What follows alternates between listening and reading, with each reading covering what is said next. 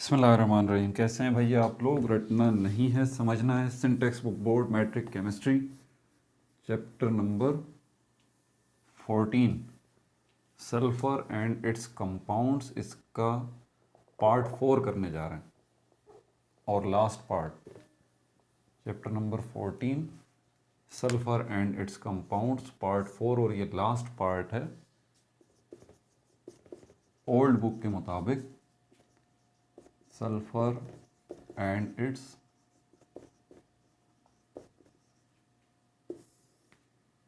Compounds part 3 का thumbnail मैंने update कर दिया है, मतलब उसको ठीक कर दिया है, क्योंकि सीरीज़ वाइज सिस्टम चल गया है ना अभी। तो पार्ट 3 ऑलरेडी बन चुका था, पहले ही बता चुका हूँ कि साल भर पहले ही मैंने बना दिया था। सल्फ्यूरिक एसिड कॉन्टैक्ट प्रोसेस, इसका पार्ट 3 वो ऑलरेडी मौजूद है। और इस वीडियो की डिस्क्रिप्शन में नीचे देखें आप, तो यहाँ भी मैंने उसका लिंक जो है वो दिया हुआ है। तो ये पार्ट 4 हम करने जा रहे हैं। सल्फ्यूरिक एसिड को ही कंटिन्यू करेंगे। ये कंपाउंड है सल्फ़र का, और इसमें हम क्या क्या चीज़ें देखेंगे, क्योंकि चैप्टर ख़त्म हो रहा है। प्रॉपर्टीज़ देखेंगे, प्रॉपर्टीज़ ऑफ सल्फ़र हमेशा की तरह। पहले फिज़िकल प्रॉपर्टीज़ और उसके बाद केमिकल प्रॉपर्टीज़ आ जाएंगी, और uses of H2SO4 sulphuric acid. ये प्रॉपर्टीज़ दो होंगी, फिज़िकल प्रॉपर्टीज़ और केमिकल प्रॉपर्टीज़। तो कॉपी पेंसिल ले लीजिए, लेक्चर को नोट करना है और मुस्कुराते रहना। फिज़िकल प्रॉपर्टीज़, प्रॉपर्टीज़ में सबसे पहले physical properties of sulphuric acid H2SO4। ठीक है भाई, सबसे पहली बात क्या है, क्या ये सॉलिड है, लिक्विड है, गैस है? इसकी स्टेट क्या है? ये लिक्विड है भाई, ठीक है। ब्रैकेट में लिख रहा हूँ oily liquid, also called. Acid तो है, आल्सो कॉल्ड, ये एमसीक्यूज में चीज़ें आ जाती हैं छोटी छोटी सी। Also called oil of vitriol भी इसको कहा जाता है, ऑयल ऑफ विट्रियोल। ठीक है भाई, ऑयल ऑफ विट्रियोल ये भी इसको कहा जाता है कॉमनली। अच्छा, इसका कलर कैसा है? क्या इसका कोई कलर है? कोई कलर नहीं है, ये कलरलेस है, पानी जैसे रंग का है, क्योंकि पानी भी कलरलेस है। पानी जैसा रंग तो कहना गलत है। क्या इसकी कोई स्मेल भी है? जिसको ऑर्डर कहते हैं, तो वही लिख देता हूँ डायरेक्टली, ऑर्डर। मतलब इसकी कोई स्मेल भी है? नहीं, ये ऑर्डरलेस है, मतलब इसकी कोई स्मेल भी नहीं है। नोट करते रहिए साथ साथ, ठीक है। ये जो सारी प्रॉपर्टीज़ आपको अभी मैंने बताई हैं कि स्ट्रेट लिक्विड है, also called oil of vitriol है, कलरलेस है और ऑर्डरलेस है, ये वो एसिड है जो कि कंसनट्रेटेड है। कंसनट्रेटेड CONC एब्रीवेटेड फॉर्म में इसको लिखते हैं हम। CONC मतलब कंसनट्रेटेड। डाइल्यूट के लिए DIL एब्रीवेटेड फॉर्म में इस्तेमाल किया जाता है। इसका मतलब ये है कि गाढ़ा एसिड, एसिड जो है वो हम पानी में मिक्स करके रखते हैं। तो कंसनट्रेटेड एसिड ऐसा है जिसमें 90%, 95% एसिड है, 98% एसिड है, 2% पानी है। डाइल्यूट एसिड, पतला एसिड, इसमें जो है वो 60% एसिड है तो 40% पानी है, लाइक दिस। तो ये कंसनट्रेटेड एसिड की सारी तफसीलात मैंने बताई हैं आपको, ठीक है, ये जहन में रखिएगा। अच्छा, डाइल्यूट एसिड की भी यही प्रॉपर्टीज़ रहेंगी, ये मत समझिएगा कि उसकी चेंज हो जाएंगी। थोड़ा सा फ़र्क होगा, जाहिर सी बात है, पानी मिक्स हुआ हुआ है तो थोड़ा बहुत तो फ़र्क पड़ेगा ही। मेल्टिंग पॉइंट इसका है 10.5 डिग्री सेंटीग्रेड, 10.5 डिग्री सेंटीग्रेड पे ये पिघल जाएगा। आप बोलेंगे मेल्टिंग पॉइंट मतलब पिघल जाएगा सर, पिघलती तो सॉलिड चीज़ें हैं, ये तो आप बता रहे हैं कि लिक्विड है। तो भाई अब लिक्विड, सॉलिड, गैस इतने टाइम से मेरे साथ हैं, अभी इतना तो अंदाज़ा हो गया होगा कि सॉलिड लिक्विड गैस जो है वो कुछ नहीं है। बल्कि ये तो आप चाहें तो जो सॉलिड है उसको लिक्विड बना लें, और लिक्विड बना के फिर उसको गैस में भी कन्वर्ट कर लें। ये तो टेम्परेचर है, ये तो हीट है। हीट का कमाल है सारा का सारा। हीट ज़्यादा कर दें, हीट कम कर दें, उससे फ़र्क पड़ता है ये सारा का सारा। तो अगर ये लिक्विड है तो आप इसको ऐसा करें, इसको आप सॉलिड बना लें। अब लिक्विड को सॉलिड बनाने के लिए क्या करेंगे, पानी को, लिक्विड वाटर को सॉलिड बनाना हो, यानी कि आइस बनाना हो, तो क्या करेंगे, फ्रीज करेंगे, ठंडा करेंगे। आप कहेंगे सर ये तो फ्रीजिंग पॉइंट है इसका, 0 डिग्री सेंटीग्रेड, पानी की बात कर रहा हूँ, 0 डिग्री सेंटीग्रेड पे पानी फ्रीज हो जाता है। तो फ्रीज होके क्या बन जाता है, फ्रीज होके क्या बन जाता है, सॉलिड बन जाता है ना भाई। आइस क्या है, आइस क्या है, सॉलिड है। तो लिक्विड वाटर को आप क्या कर रहे हैं, ठंडा कर रहे हैं, और फाइनली इतना ठंडा किया कि वो लिक्विड से सॉलिड बन गया। तो 0 डिग्री सेंटीग्रेड पानी का क्या हुआ, फ्रीजिंग पॉइंट। ये फ्रीजिंग पॉइंट जो है, फ्रीजिंग पॉइंट किसी चीज़ का, यही असल में उसका मेल्टिंग पॉइंट भी होता है जी।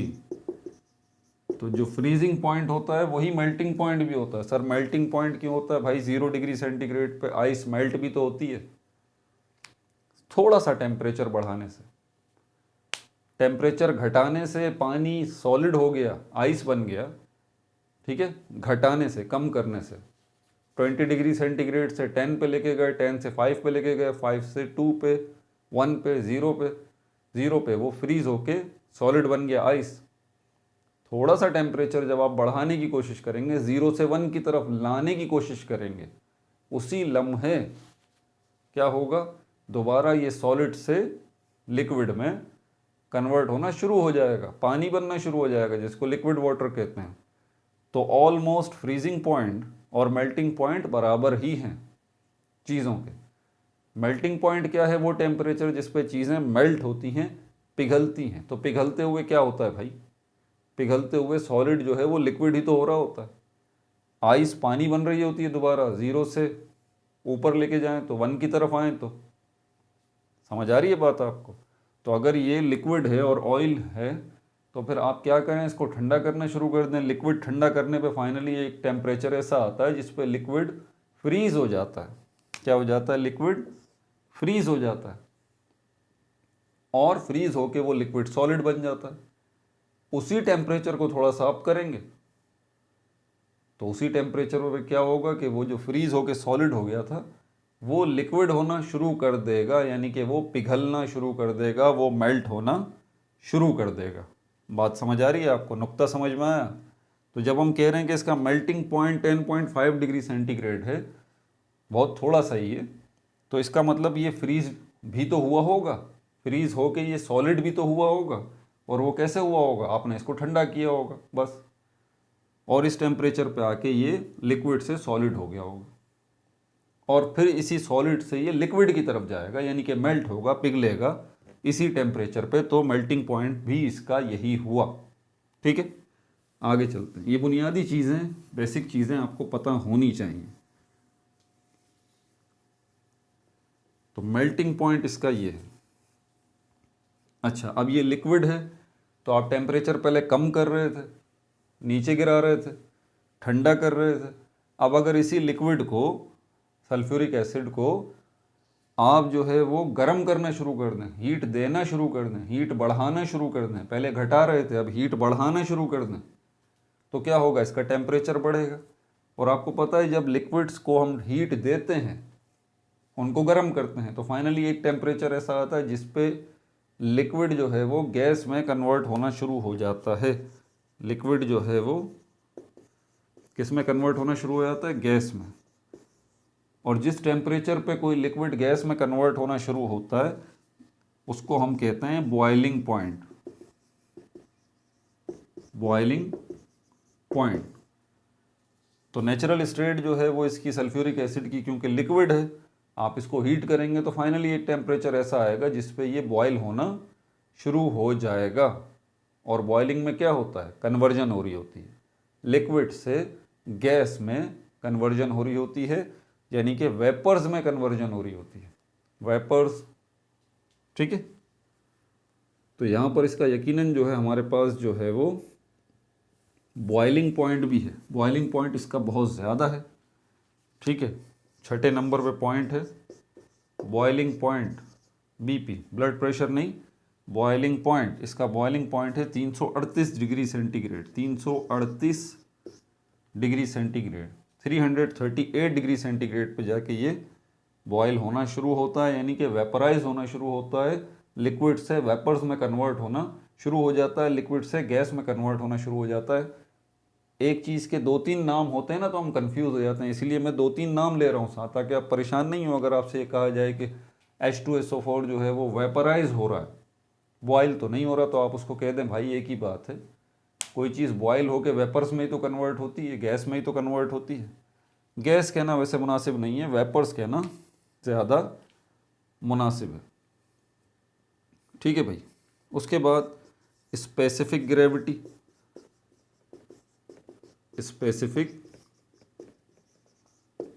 ग्रेविटी सल्फ्यूरिक एसिड की, लेकिन कौन सा सल्फ्यूरिक एसिड, पहले इसकी स्पेसिफिक ग्रेविटी लिख दूं 1.84, ये कंसंट्रेटेड है, गाढ़ा है, मतलब इसमें पानी की मिकदार इतनी नहीं है, ये है तकरीबन 98.3%।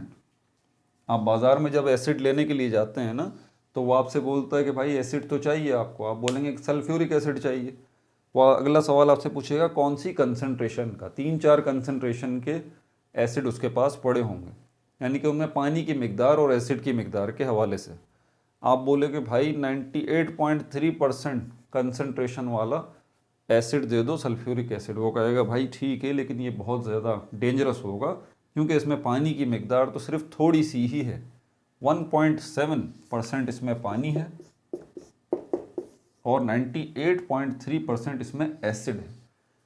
आप कहेंगे नहीं भाई मसला कर देगा, ये तो बच्चों को लैब में एक्सपेरिमेंट कराना है, ऐसा करो डाइल्यूट दे दो, वो बोलेगा चलो ठीक है 60% वाला ले जाएं आप, 60% में 60% एसिड है और 40% पानी है। तो ये स्पेसिफिक ग्रेविटी की जो बात कर रहा हूँ मैं कि स्पेसिफिक ग्रेविटी 1.84% है, सॉरी स्पेसिफिक ग्रेविटी एक नंबर है सिर्फ, इसका कोई यूनिट नहीं है, तो स्पेसिफिक ग्रेविटी 1.84 है किस एसिड की, कंसंट्रेटेड, कौन सा कंसंट्रेटेड, कौन सा गाढ़ा एसिड, वो 98.3% वाला, ठीक है। अब स्पेसिफिक ग्रेविटी भी बताऊंगा, टेंशन नहीं ले, वैसे कई वीडियोस में मैंने बताया भी है। स्पेसिफिक ग्रेविटी अगर डाइल्यूट होगा हमारे पास, डाइल्यूट सल्फ्यूरिक एसिड, यानी कि उसकी स्पेसिफिक ग्रेविटी होगी 1.55, ये कौन सा है, डाइल्यूट है, DIL। अब परसेंटेज भी होगी यकीनन इसकी परसेंटेज जो है वो कितनी है, 65%, 65%। समझ में आ गई बात।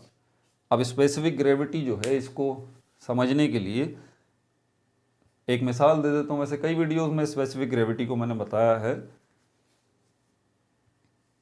बुर्ज खलीफा दुबई में, the tallest building in the world, दुनिया की सबसे ऊंची बिल्डिंग है बुर्ज खलीफा, गूगल पे करें आपको वो नज़र आ जाएगी, बुर्ज खलीफा दुनिया की सबसे ऊंची इमारत है, बुर्ज खलीफा दुबई में।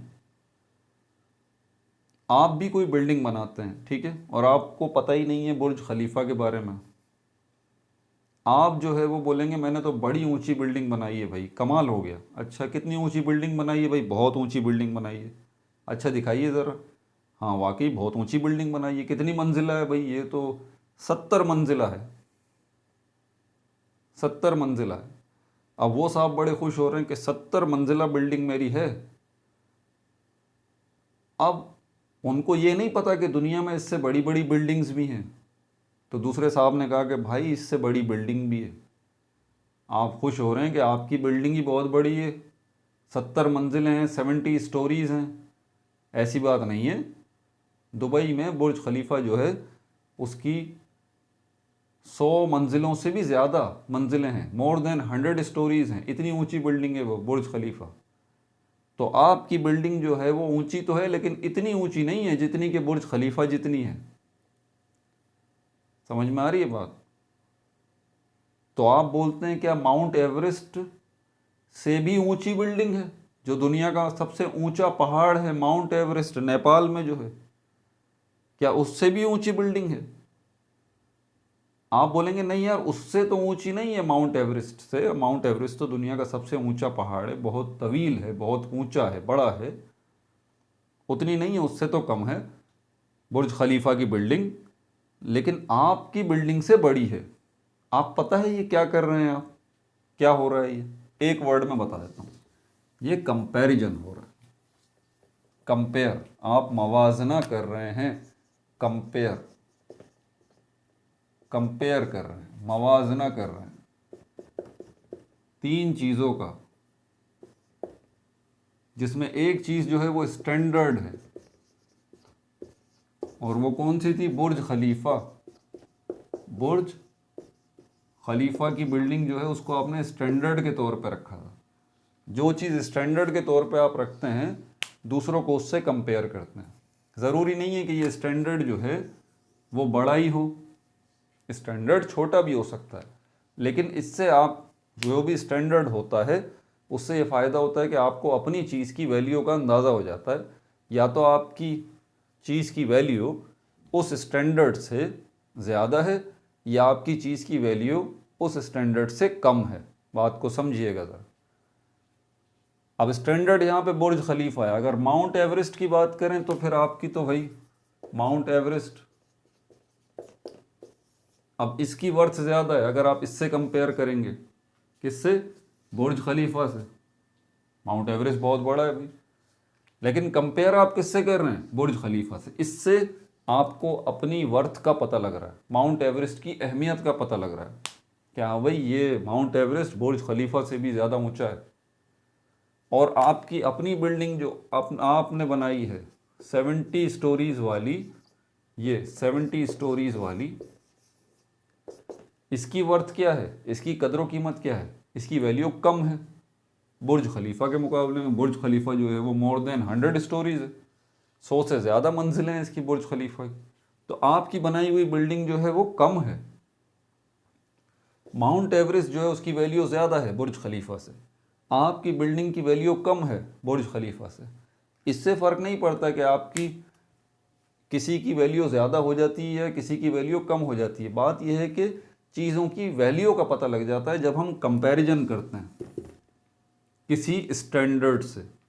और यहाँ पर हमारे पास ऊंचाई को मेजर करने के लिए बुर्ज खलीफा एक स्टैंडर्ड का काम कर रहा है। उससे आपकी चीज़ या जो भी चीज़ आप कंपेयर करना चाहते हैं वो या तो बड़ी होगी या छोटी होगी। दोनों सूरतों में वर्थ पता लग जाएगी चीज़ की जिसको कंपेयर किया जा रहा है। बात समझ आ गई? पता है मैं आपको क्या सिखा रहा हूँ? ये कंपेयर करने से मैं आपको रेशो सिखा रहा हूँ। मैथमेटिक्स में ये रेशो जो है ये बेसिकली कंपैरिजन का ही काम करता है। रेशो होता एक नंबर ही है, ठीक है, और ये नंबर जो है वो क्या करता है? कंपैरिजन का काम करता है, मवाजने का काम करता है। रेशो के ऊपर मैंने बेसिक्स ऑफ मैथमेटिक्स के अंदर एक वीडियो बनाई हुई है, आप चाहें तो बेसिक्स ऑफ मैथमेटिक्स की प्लेलिस्ट पड़ी हुई है, ठीक है, उसमें देख लीजिए। प्लेलिस्ट नहीं मिलती तो यूट्यूब की सर्च बार पे लिखिए बेसिक्स ऑफ मैथमेटिक्स बाय रटना नहीं समझना है, बेसिक्स ऑफ मैथमेटिक्स की सारी वीडियोस आ जाएंगी।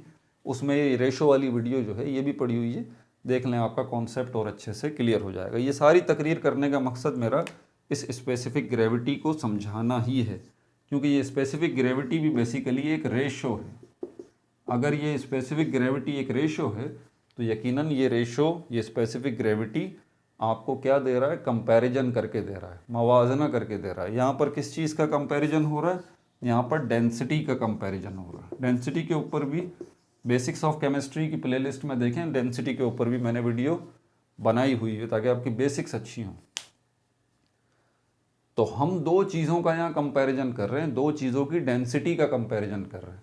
अब यकीनन इसमें एक चीज़ स्टैंडर्ड होगी, और वो स्टैंडर्ड हमारे पास क्या है? Density of water. वाटर की डेंसिटी को हम स्टैंडर्ड के तौर पर लेते हैं, डेंसिटी ऑफ वाटर। पानी की डेंसिटी को किस में लेते हैं हम?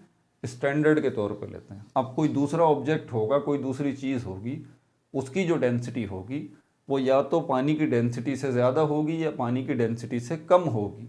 बहरहाल जब भी आप ये कंपैरिजन करेंगे किसी ऑब्जेक्ट की डेंसिटी का पानी की डेंसिटी के साथ, तो उस ऑब्जेक्ट की डेंसिटी की वर्थ पता लग जाएगी, उसकी कदर कीमत पता लग जाएगी। समझ में आ गई बात। स्पेसिफिक ग्रेविटी जो है वो 1.84 है कंसंट्रेटेड सल्फ्यूरिक एसिड की, जो 98.3% है।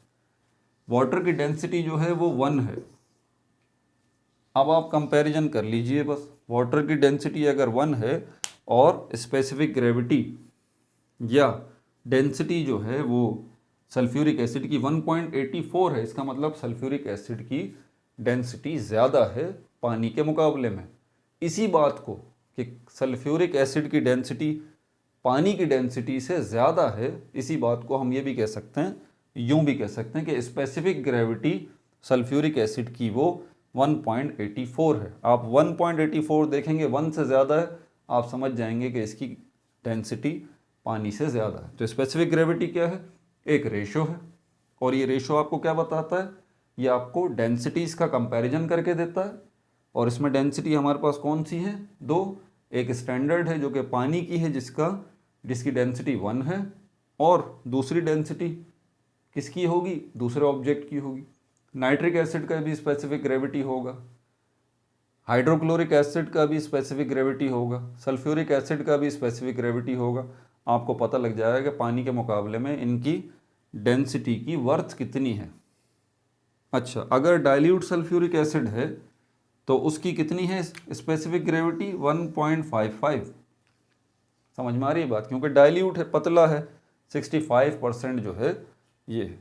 तो स्पेसिफिक ग्रेविटी जो है वो मैंने आपको समझा दिया। मतलब डेंसिटी जो है वो दोनों सूरतों में, भले सल्फ्यूरिक एसिड डाइल्यूट हो या कंसनट्रेटेड हो, दोनों सूरतों में स्पेसिफिक ग्रेविटी या डेंसिटी जो है वो सल्फ्यूरिक एसिड की ज़्यादा है पानी के मुकाबले में। ये एमसीक्यूज़ में जब क्वेश्चंस आते हैं ना तो बच्चे परेशान हो जाते हैं, बोलते हैं पता नहीं आउट ऑफ कोर्स आ गया है, पता नहीं क्या मुसीबत हो गई है। भाई कोई आउट ऑफ कोर्स चीज़ें नहीं आई, आपने समझने पे ज़्यादा ध्यान दिया नहीं है, आपने याद करने पे ज़्यादा ध्यान दिया है। तो याद करने से तो आप एग्ज़ाम तो पास कर सकते हैं, एंट्री टेस्ट पास नहीं कर सकते। एंट्री टेस्ट पास करने के लिए तो रटना नहीं है, समझना है। ठीक है भाई। अच्छा, और क्या है? 6 पॉइंट मैंने लिख दिए, 7वां पॉइंट इसका लिख देता हूँ। कोरोसिव है ये, कोरोसिव, ठीक है। और हाइग्रोस्कोपिक है, 8वां पॉइंट हाइग्रोस्कोपिक है, हाइग्रोस्कोपिक है सल्फ्यूरिक एसिड। ठीक है भाई। और हाइग्रोस्कोपिक होने की वजह से ही इसको ड्राइंग एजेंट भी कहते हैं। ड्राइंग एजेंट यानी कि एक ऐसा एजेंट जो क्या काम कर रहा है? ड्राई करने का काम कर रहा है। अगर चीज़ें गीली हैं, वेट हैं, तो मतलब क्या है उनके साथ पानी मौजूद है। आप चाहते हैं कि चीज़ें जो हैं ये जल्दी खुश्क हो जाएं, ड्राई हो जाएं, और इनके पास जो इनमें जो पानी मौजूद है वो निकल जाए, तो सल्फ्यूरिक एसिड को पास रख दीजिए, वो सारे पानी को उसमें से सक कर लेगा, चूस लेगा। ठीक है, इसीलिए सल्फ्यूरिक एसिड को ड्राइंग एजेंट भी कहा जाता है। और ऐसी सारी चीज़ें जो कि ड्राइंग एजेंट्स का काम करती हैं, चीज़ों को खुश्क करने का काम करती हैं, उनमें से पानी को एब्जॉर्ब करने का काम करती हैं, उन सब चीज़ों को हाइग्रोस्कोपिक सब्सटेंसेस कहा जाता है। और इसी पॉइंट ऑफ व्यू से सल्फ्यूरिक एसिड जो है वो भी हाइग्रोस्कोपिक है। समझ में आ रही है बात? हाइग्रोस्कोपिक सब्सटेंस है। इसके ऊपर भी मैंने वीडियो बनाई हुई है, अगर आप देखना चाहते हैं तो। हाइग्रोस्कोपिक सब्सटेंसेस, बाय रटना नहीं समझना है, लिखिए, आ जाएगी। कोरोसिव का मतलब होता है खराश डालना, किसी चीज़ को रफ बना देना, खुरदरा कर देना, खराशें डाल देना, खराशें डाल देना। कोई नोकीली सी चीज़ लेके जैसे हम रगड़ नहीं देते किसी चीज़ को, जैसे वो रेगमाल होता है, शायद आपने सुना हो, घरों में अगर पहले पेंट हुआ हो, चूना हुआ हो, उसको साफ़ करने के लिए वो रेगमाल मिलता है, वो कोरोसिव है, वो छील देता है। तो एग्जैक्टली ये भी हाई कोरोसिव है, चीज़ों पे जब पड़ेगा उनको छील देगा, उनको ख़राब कर देगा, ठीक है, उनको रफ बना देगा, या दूसरे लफ्ज़ों में उसको जला देगा, ये भी हम कहते हैं कि एसिड्स भाई ये काम करते हैं। ठीक है भाई, तो कोरोसिव का भी मैंने आपको मतलब बता दिया। ये फिजिकल प्रॉपर्टीज़ थी इसकी। केमिकल प्रॉपर्टीज़ की तरफ चलते हैं।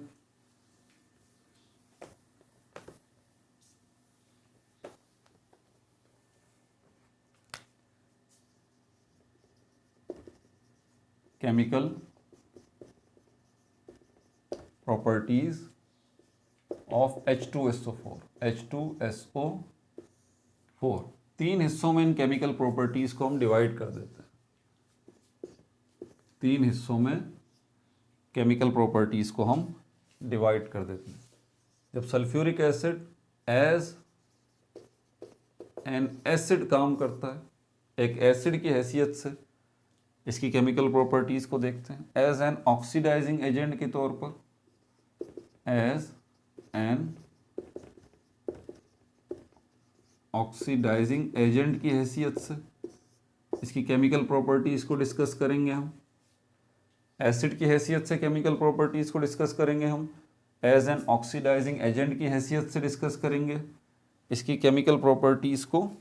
और फाइनली एज ड्राइंग और डिहाइड्रेटिंग एजेंट, एज ड्राइंग का भी तो काम करता है ना ये, यानी कि खुश्क करना। और ड्राइंग एजेंट इसी को हम कहते हैं डिहाइड्रेटिंग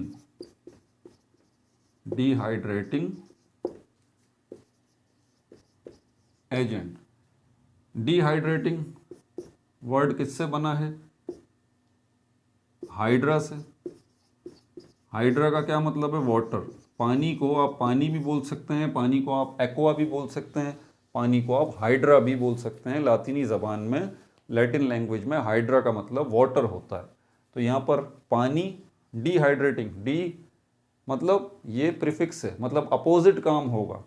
कोई चीज़ हाइड्रेटिंग ऑब्जेक्ट है मतलब ये गीली गीली चीज़ है। ये डिहाइड्रेटिंग एजेंट है मतलब इसका काम गीली गीली चीज़ों को खुश्क करना है। तो हम इसको ड्राइंग एजेंट भी कह सकते हैं और डिहाइड्रेटिंग एजेंट भी कह सकते हैं। ठीक है, तो तीनों तरह से हम इसकी प्रॉपर्टीज, केमिकल प्रॉपर्टीज को डिस्कस करेंगे। सबसे पहले एसिड की हैसियत से हम इसको देखते हैं। As an acid. अब एसिड की अगर आप हैसियत से इसकी प्रॉपर्टीज को डिस्कस करेंगे तो उसमें भी आप इसको थोड़ा सा वेल ऑर्गेनाइज्ड कर लें। नंबर 1 पहले पानी की हैसियत से। ठीक है, पानी के अंदर अगर एसिड को डाला जाता है तो फिर क्या होता है? नंबर 2, अगर ये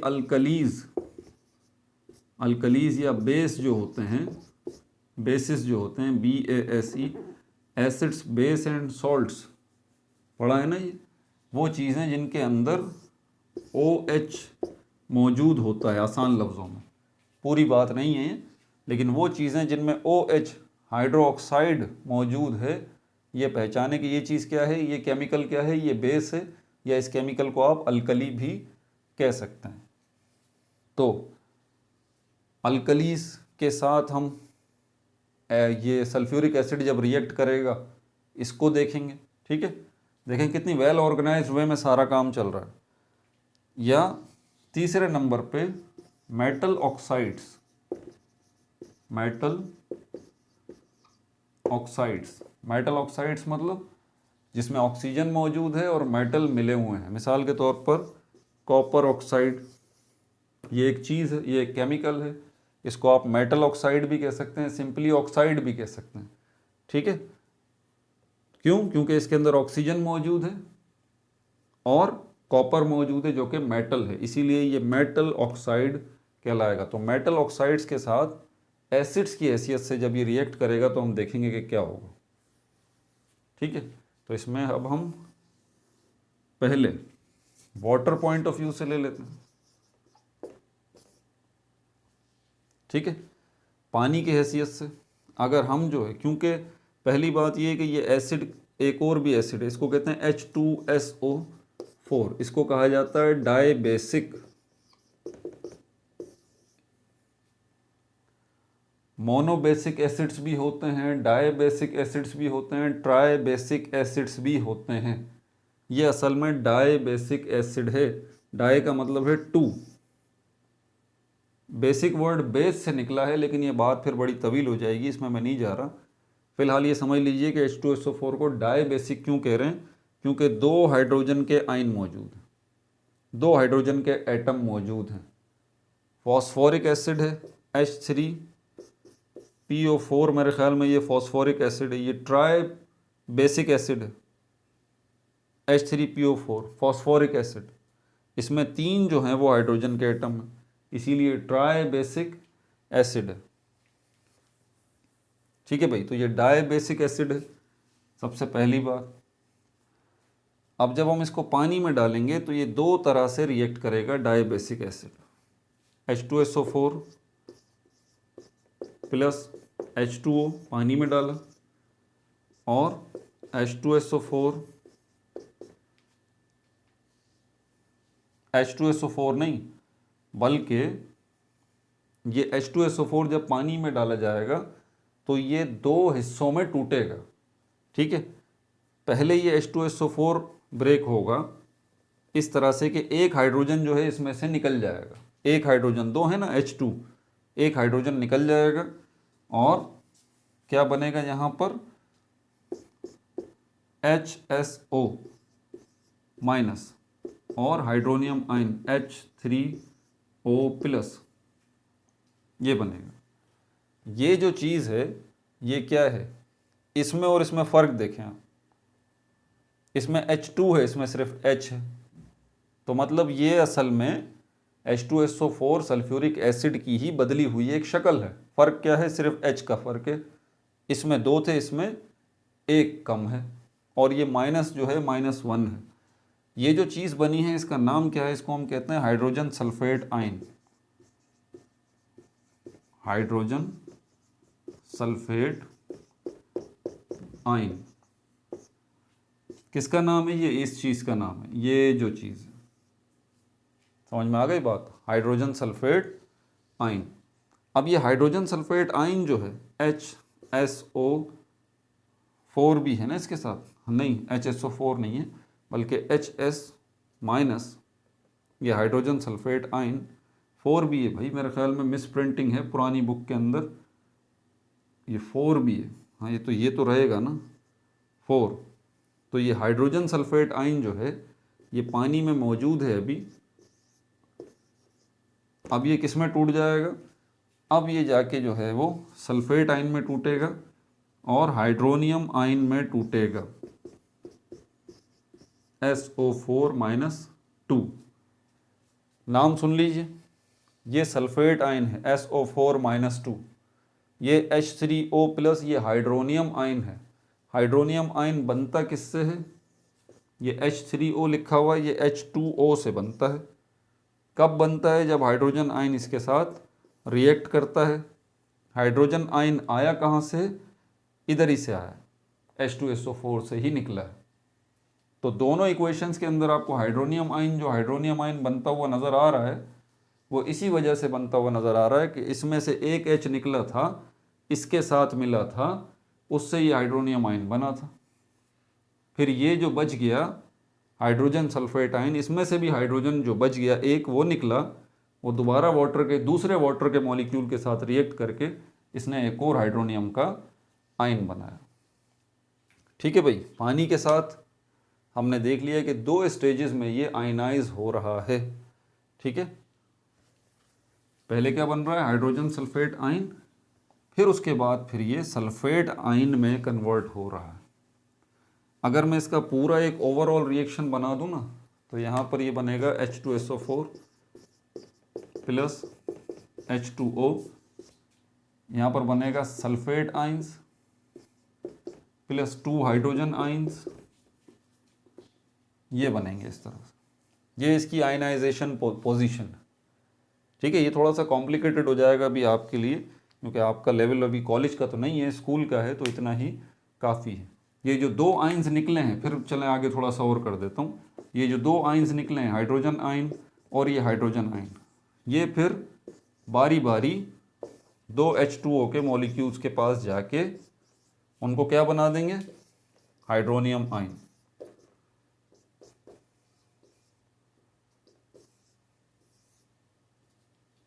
बन गया।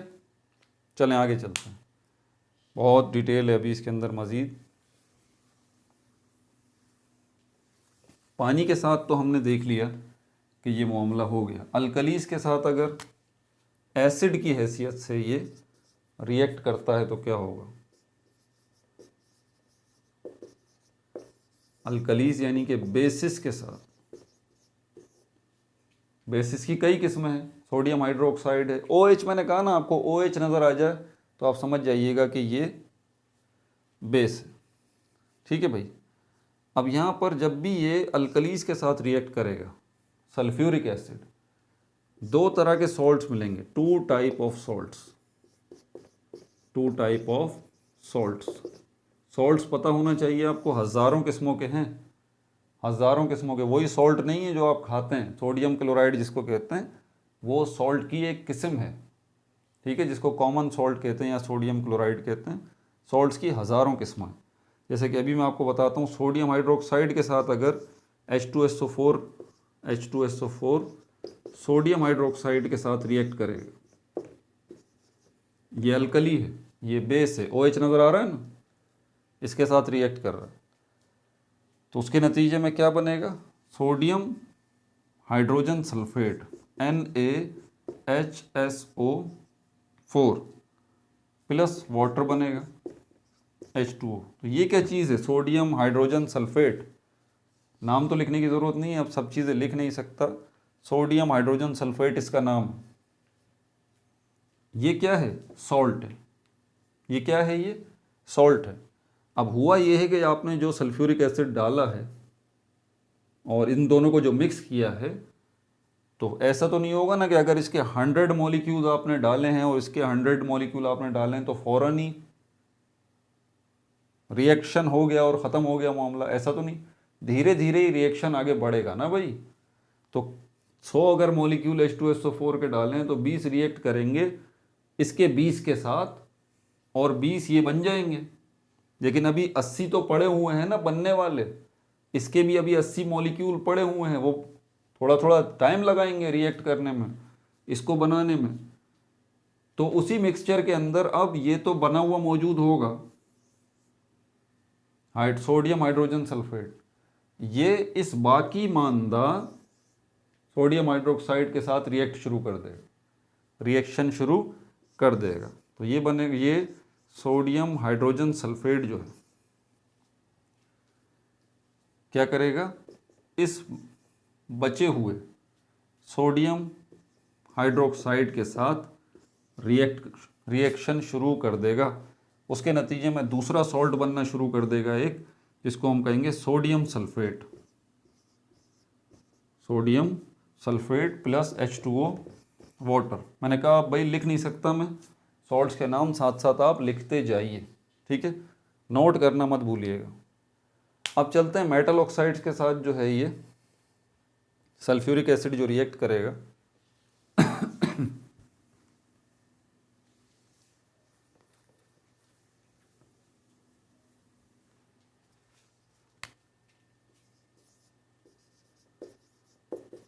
Metal oxides. मैंने एक मिसाल दे के आपको पहले भी समझा दिया था, जिसमें ऑक्सीजन हो और कोई मेटल हो, वो मेटल ऑक्साइड कहलाता है, ठीक है। और जैसे कि यहाँ पर हमारे पास जो इसके नतीजे में क्या बनेगा? सॉल्ट एंड वाटर ही बनेगा जब भी सल्फ्यूरिक एसिड इनके साथ रिएक्ट करेगा। तो यहाँ पर हम मैग्नीशियम ऑक्साइड को ले लेते हैं और H2SO4 सल्फ्यूरिक एसिड को, ये दोनों रिएक्ट कर रहे हैं आपस में, उसके नतीजे में एक सॉल्ट बन रहा है मैग्नीशियम सल्फेट। सॉल्ट की किस्में आपने देखी और पानी बनेगा H2SO4 H2O, सॉरी। तो मैग्नीशियम सल्फेट भी क्या है? सॉल्ट है। लेकिन ये सॉल्ट जो बना है वो किसके नतीजे में बना है? मेटल ऑक्साइड और सल्फ्यूरिक एसिड के रिएक्शन के नतीजे में बना है, ठीक है भाई। तो एसिड की हैसियत से सल्फ्यूरिक एसिड की केमिकल प्रॉपर्टीज़ देख चुके।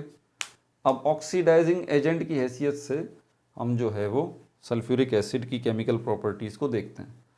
लेकिन पहले ऑक्सीडाइजिंग एजेंट क्या होता है, इसके ऊपर मैं पहले भी सॉरी बोल चुका हूँ कि भाई 5-6 वीडियोस के अंदर मैंने ऑक्सीडाइजिंग एजेंट, रिड्यूसिंग एजेंट, जो बच्चे सारी वीडियोस देखते हुए आ रहे हैं अभी तक तो उनको पता होगा इस बात का। और ख़ास तौर पे ऑक्सीडेशन रिडक्शन वाली जो मैंने बड़ी वीडियो बनाई है उसमें मैंने सॉरी भी किया था कि मुझसे पिछली वीडियोस में मिस्टेक हो गई ये ऑक्सीडाइजिंग एजेंट और रिड्यूसिंग एजेंट को क्लियर करने में। लेकिन वो वीडियो जो कि ख़ास तौर पे ऑक्सीडेशन रिडक्शन वाली है उसके अंदर मैंने फिर इनकी डेफिनेशंस को क्लियर किया है, किसकी, ऑक्सीडेशन और रिडक्शन की। एज एन ऑक्सीडाइजिंग एजेंट, वो वीडियो अगर आपको चाहिए तो यूट्यूब सर्च बार में लिखिए ऑक्सीडेशन रिडक्शन बाय, रटना नहीं समझना है, मिल जाएगी। ऑक्सीडाइजिंग एजेंट किनको कहा जाता है, ऐसे केमिकल, बुनियादी तौर पे एसिड हो, सॉल्ट हो, वाटर हो, ये सब के सब केमिकल ही कहलाएंगे। तो ऐसे केमिकल जो कि कंपेल करें, मतलब मजबूर कर दें, कंपेल करें, मजबूर कर दें दूसरे केमिकल्स को कि वो उनके ऊपर क्या हो जाए, उनके ऊपर ऑक्सीडेशन का प्रोसेस हो जाए। ऑक्सीडाइजिंग एजेंट जो है वो क्या है, एक ऐसे केमिकल्स हैं जो मजबूर कर दें दूसरे केमिकल्स को कि उनके ऊपर ऑक्सीडेशन का प्रोसेस हो जाए। ऑक्सीडेशन का प्रोसेस मतलब या तो वो जो दूसरा केमिकल है उसके पास 3 पॉसिबिलिटीज़ में से कोई एक काम हो जाए, या तो उसके पास ऑक्सीजन इलेक्ट्रॉन निकल जाए, उसके पास लॉस ऑफ इलेक्ट्रॉन हो जाए, या उसके पास से लॉस ऑफ हाइड्रोजन हो जाए अगर उसके पास हाइड्रोजन है तो, या फिर उसके पास गेन ऑफ ऑक्सीजन हो जाए, गेन ऑफ ऑक्सीजन हो जाए। इन तीनों में से कोई एक भी काम किसी केमिकल पे हो जाता है तो आप कहेंगे कि भाई इस केमिकल पे क्या हो गया, ऑक्सीडेशन का प्रोसेस हो गया। और जो केमिकल मजबूर करे किसी को ये ऑक्सीडेशन करने पर, उस चीज़ को हम क्या कहेंगे, ऑक्सीडाइजिंग एजेंट कहेंगे। और सल्फ्यूरिक एसिड जो है वो ऑक्सीडाइजिंग एजेंट है, वो कंपेल करता है दूसरे केमिकल्स को। तो उन तीनों में से एक काम करें, या तो अपने पास से इलेक्ट्रॉन को निकाल दें, या अपने पास से हाइड्रोजन को निकाल दें, या अपने पास ऑक्सीजन को ले लें। ठीक है, अब H2SO4 में ऑक्सीजन आपको पता है मौजूद है, तो ऑक्सीजन वाला ही सिस्टम यकीनन कोई ना कोई होगा। बहरहाल कोई भी हो सकता है इन तीनों में से, अभी देखते हैं।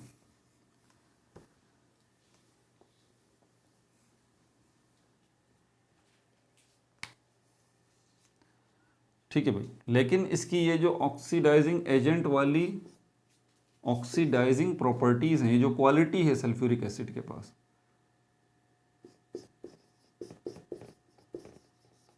प्रॉपर्टी कौन सी है, ऑक्सीडाइजिंग प्रॉपर्टी। ये भी साथ साथ आप लिख लें, एमसीक्यूज में हो सकता है सवाल आ जाए। ये जो सल्फ्यूरिक एसिड की ऑक्सीडाइजिंग प्रॉपर्टी है, खुसूसियत है, क्वालिटी है, ऑक्सीडाइजिंग प्रॉपर्टी ऑफ H2SO4, यानी कि ये डिपेंड करती है, इन्हिसार करती है, डिपेंड मतलब इन्हिसार करती है, डिपेंड करती है। जैसे आप अपने पेरेंट्स पे इन्हिसार करते हैं ना, अपने पेरेंट्स पे डिपेंड करते हैं, अभी इंडिपेंडेंट तो नहीं हुए ना, पेरेंट्स पे डिपेंड करते हैं आप, आपके खाना पीना आपके पेरेंट्स करते हैं, लिबास, खुराक, रिहाइश, सब मामलात आपके पेरेंट्स करते हैं। इंडिपेंडेंट तो नहीं है आप, डिपेंडेंट हैं। तो ये सल्फ्यूरिक एसिड के पास ये जो क्वालिटी है कि वो दूसरी चीज़ों को ऑक्सीडाइज कर सकता है, सल्फ्यूरिक एसिड की ये प्रॉपर्टी, ये क्वालिटी कुछ चीज़ों पर डिपेंड करती है। पहली जो चीज़ है वो है कंसंट्रेशन सल्फ्यूरिक एसिड की। अगर सल्फ्यूरिक एसिड हाईली कंसंट्रेटेड है, गाढ़ा है, तो इसकी ये बहुत ज़बरदस्त जो है वो ऑक्सीडाइजिंग एजेंट का किरदार अदा करेगा, बहुत एक्टिव ऑक्सीडाइजिंग एजेंट शो करेगा अपने आप को अगर कंसंट्रेटेड है, कंसंट्रेशन ज़्यादा है इसकी। या अगर हमारे पास दूसरी चीज़ है nature of metal, nature of metal, क्योंकि मेटल जो है उसके साथ ही ऑक्सीडाइजिंग एजेंट का किरदार अदा करेगा। दूसरा जो केमिकल मैं बोल रहा था ना, दूसरा केमिकल यहाँ पर मेटल होंगे। तो सारे मेटल्स नहीं, ये भी ध्यान में रखना पड़ेगा। कुछ मेटल्स ऐसे होंगे जिनके साथ ये रिएक्ट करेगा सल्फ्यूरिक एसिड, तो बड़े जानदार तरीके से रिएक्ट करेगा, बहुत स्ट्रॉन्ग ऑक्सीडाइजिंग एजेंट की हैसियत से रिएक्ट करेगा। कुछ मेटल ऐसे होंगे बेचारे जिनके सामने ये अपनी ये प्रॉपर्टी जो ऑक्सीडाइजिंग प्रॉपर्टी है इसको इतना अच्छा जो है बूस्टअप नहीं कर पाएगा। समझ आ गई बात? तो नेचर ऑफ मेटल भी आपको देखना पड़ेगा। तीसरी चीज temperature, temperature of sulphuric acid. Sulphuric acid अगर ठंडा है या सल्फ्यूरिक एसिड अगर गर्म है या बहुत ज़्यादा गर्म है तो ये चीज़ भी जो है उसकी ऑक्सीडाइजिंग प्रॉपर्टी के ऊपर जो है असरअंदाज होगी। ठीक है भाई, ये तीन चीज़ें भी मैंने लिख दी। अब केमिकल इक्वेशंस इसकी देख लेते हैं।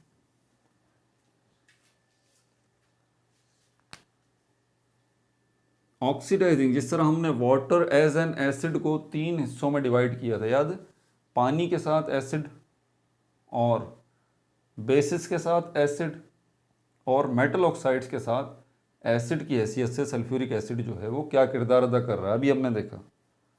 अब जो है सल्फ्यूरिक एसिड को ऑक्सीडाइजिंग एजेंट के हैसियत से अगर हम देखेंगे तो इसको भी जो है हमें ये देखना पड़ेगा कि हमारे पास जो है वो 2 कैटेगरीज में इसको हम डिवाइड कर देंगे, बल्कि 3 कैटेगरी में। ठीक है, पहली जो कैटेगरी होगी इसकी वो होगी ऑक्सीडेशन ऑफ मेटल। इसमें हम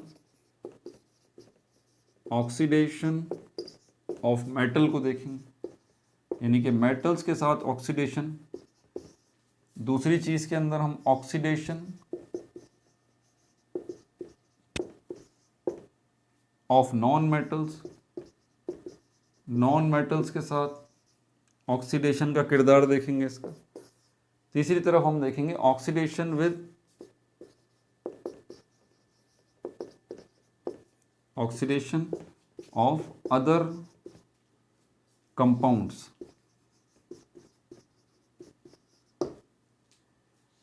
कुछ दूसरे कंपाउंड्स के साथ जो है वो क्या कर रहा है। तो सबसे पहले oxidation of metals, oxidation of metals. देखें आपकी नोट्स भी बन रहे हैं ये एग्जाम पॉइंट ऑफ व्यू से।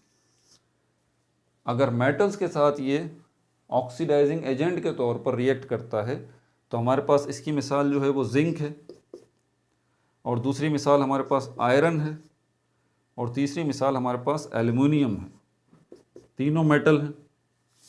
ठीक है, इनके साथ सल्फ्यूरिक एसिड रिएक्ट कर रहा है H2SO4, इसके साथ भी H2SO4 और इसके साथ भी H2SO4।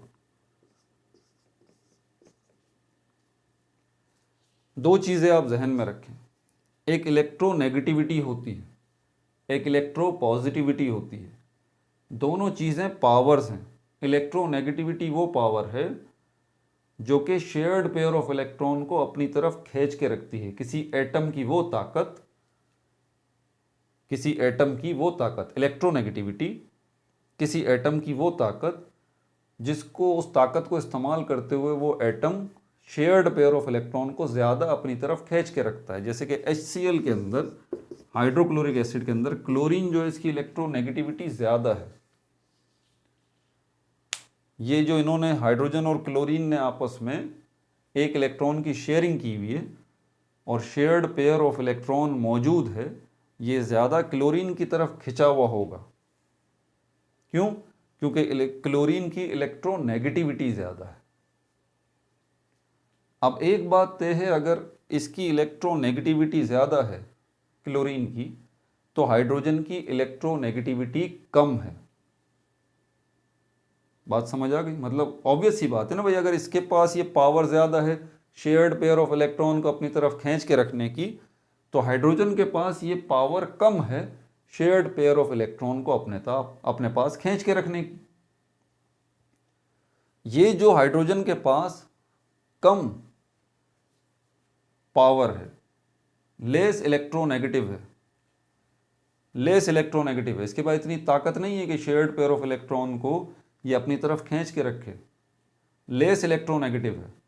इसका अपोजिट क्या है कि ये मोर इलेक्ट्रोपॉजिटिव है। उलझ गया ज़हन? इलेक्ट्रोनेगेटिविटी पे मैं वीडियो बना चुका हूँ, वैसे बता दूँ। क्लोरीन जो है मोर इलेक्ट्रोनेगेटिव है इसके मुकाबले में, हाइड्रोजन के मुकाबले में ये लेस इलेक्ट्रोनेगेटिव है। क्लोरीन ज़्यादा अपनी तरफ खींच के रखेगा शेयर्ड पेयर ऑफ इलेक्ट्रॉन को, हाइड्रोजन कम जो है अपने पास खींच के रखेगा शेयर्ड पेयर ऑफ इलेक्ट्रॉन को। इसके पास ये पावर ज़्यादा है, इसके पास ये पावर कम है। तो जिसके पास ये पावर ज़्यादा है वो ज़्यादा इलेक्ट्रोनेगेटिव है, और जिसके पास ये पावर कम है उसके वो कम इलेक्ट्रोनेगेटिव है, लेस इलेक्ट्रोनेगेटिव है। इसको हम दूसरे सेंस में देख सकते हैं कि ये मोर इलेक्ट्रो पॉजिटिव है, मोर इलेक्ट्रो पॉजिटिव है।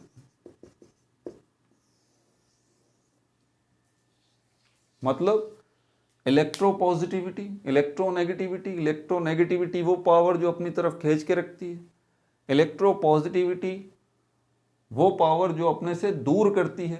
किसको? शेयर्ड पेयर ऑफ इलेक्ट्रॉन को। इसकी इलेक्ट्रोनेगेटिविटी ज़्यादा है क्लोरीन की, ये अपनी तरफ खींच के रखना चाहेगा शेयर्ड पेयर ऑफ इलेक्ट्रॉन को। हाइड्रोजन की इलेक्ट्रो पॉजिटिविटी ज़्यादा है, ये इसके पास वो पावर है कि ये शेयर्ड पेयर इलेक्ट्रॉन को अपने से दूर करना चाहेगा। बात समझ आ गई? तो ये पावर जिसके पास हो, जिस एटम के पास, कि वो शेयर्ड पेयर को अपने आप से दूर करना चाहे, इसको हम कहते हैं इलेक्ट्रो पॉजिटिविटी। और इसके भी दर्जे हैं। कुछ एटम्स जो हैं मोर इलेक्ट्रो पॉजिटिव हैं, कुछ एटम्स जो हैं वो लेस इलेक्ट्रो पॉजिटिव हैं। तो ये जो है हमारे पास ये जितने मेटल्स हैं ना, ये लेस इलेक्ट्रो पॉजिटिव है, लेस इलेक्ट्रो पॉजिटिव है। समझ में आ गई बात? और ये जो हमारे पास सल्फ्यूरिक एसिड है, इसकी कंसंट्रेशन को भी ज़रा समझ लीजिएगा। ये डाइल्यूट है, डाइल्यूट डाइल्यूट डाइल्यूट, पतला सल्फ्यूरिक एसिड है। ऑक्सीडेशन ऑफ मेटल्स हो रही है ना, तो ये पतला सल्फ्यूरिक एसिड है। दो बातें समझ में आ गई। ये मेटल्स जो हैं जिनके साथ ऑक्सीडेशन हो रही है, ये लेस इलेक्ट्रो पॉजिटिव है। ये जो सल्फ्यूरिक एसिड है ये डाइल्यूट है। इसके नतीजे में जो चीज़ बनेगी वो सॉल्ट्स बनेंगे। और वो सॉल्ट्स कौन से ग्रुप से ताल्लुक़ रखते हैं? सॉल्ट्स के बहुत सारे ग्रुप हैं, ठीक है। तो ये सल्फेट्स कहलाते हैं। मिसाल के तौर पर यहाँ बनेगा जिंक सल्फेट, और यहाँ बनेगा फेरस सल्फेट या आयरन सल्फेट, और यहाँ बनेगा एल्युमिनियम सल्फेट। एल्युमिनियम सल्फेट, ये तीनों के तीनों कलेक्टिवली क्या कहलाएंगे? सल्फेट्स। तो जब भी sulphuric acid, dilute sulphuric acid less electro positive metals के साथ रिएक्ट करेगा, उसके नतीजे में सल्फेट्स बनेंगे। Zinc sulphate, ferrous sulphate, aluminium sulphate. और दूसरी क्या चीज़ बनेगी? हाइड्रोजन गैस बनेगी। तीनों केसेस के अंदर हाइड्रोजन गैस बनेगी और हाइड्रोजन गैस बनेगी। नोट कर लीजिए, नोट कर लीजिए, नोट कर लीजिए, वरना आगे आपको एमसीक्यूज़ में जब एंट्री टेस्ट के अंदर ये क्वेश्चन आते हैं ना, तो वहाँ में परेशानी इसीलिए होती है, कॉन्सेप्ट क्लियरिटी नहीं होती, परेशानी हो जाती है। ठीक है भाई। तो यहाँ पर हमने एज एन ऑक्सीडाइजिंग एजेंट के अंदर ऑक्सीडेशन ऑफ मेटल्स को डिस्कस कर लिया। ऑक्सीडेशन ऑफ नॉन मेटल्स की तरफ हम चलते हैं, लेकिन पहले कुछ और इक्वेशंस जो हैं वो देख लें, क्योंकि ये अभी हमने जो किया है वो हमने डाइल्यूट सल्फ्यूरिक एसिड के साथ इनको रिएक्ट करा है। अगर ये सल्फ्यूरिक एसिड जो है वो कंसनट्रेटेड हो तो क्या होगा? उसके नतीजे में क्या बनेगा? मिटा दूं इसको।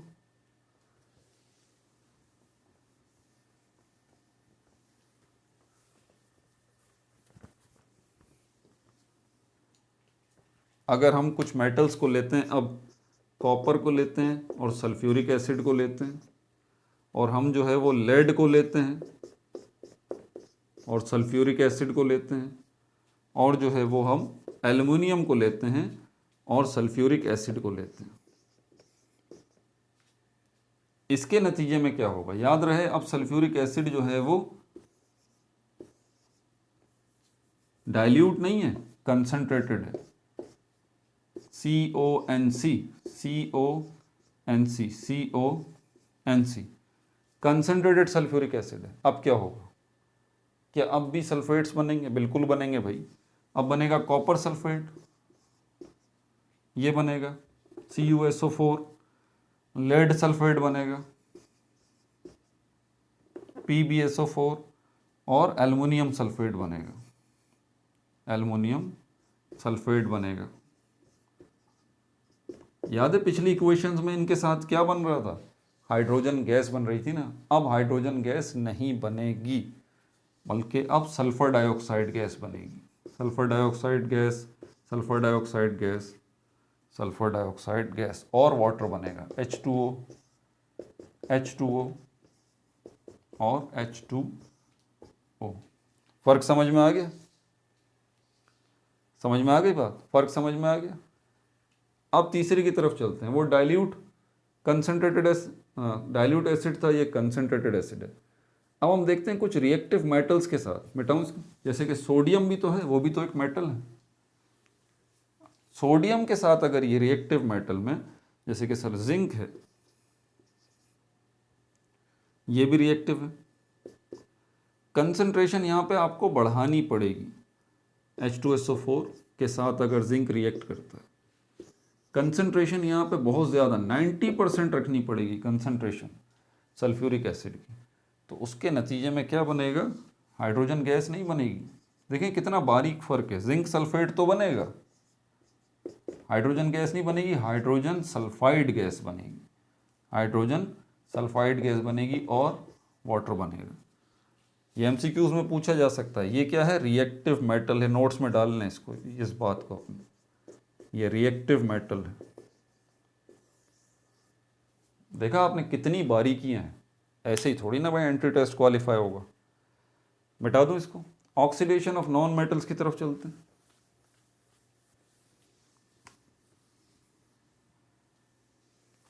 और बुरे तरीके से सब्जेक्ट केमिस्ट्री जो है ना, ये आपकी परसेंटेज की तबाही कर देता है।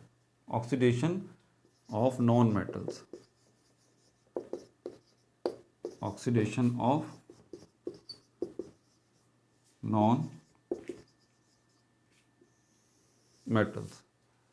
नॉन मेटल्स के साथ अगर सल्फ्यूरिक एसिड जो है वो ऑक्सीडाइजिंग एजेंट की हैसियत से काम करे, तो इसमें हमारे पास नॉन मेटल्स में कार्बन है, ठीक है, और क्या है? सल्फर है और फॉस्फोरस है। कार्बन के साथ अगर सल्फ्यूरिक एसिड को रिएक्ट करवाया जाए तो क्या होगा? सल्फर के साथ अगर सल्फ्यूरिक एसिड को रिएक्ट करवाया जाए तो क्या होगा? और फॉस्फोरस के साथ अगर सल्फ्यूरिक एसिड को रिएक्ट करवाएं तो क्या होगा? अब इसमें थोड़ा सा फ़र्क समझिएगा। ये कंसनट्रेटेड भी होगा, हॉट भी होगा। यानी कि यहाँ पे आपको मैंने कहा था ना, टेम्परेचर वाला भी मसला है इसके साथ।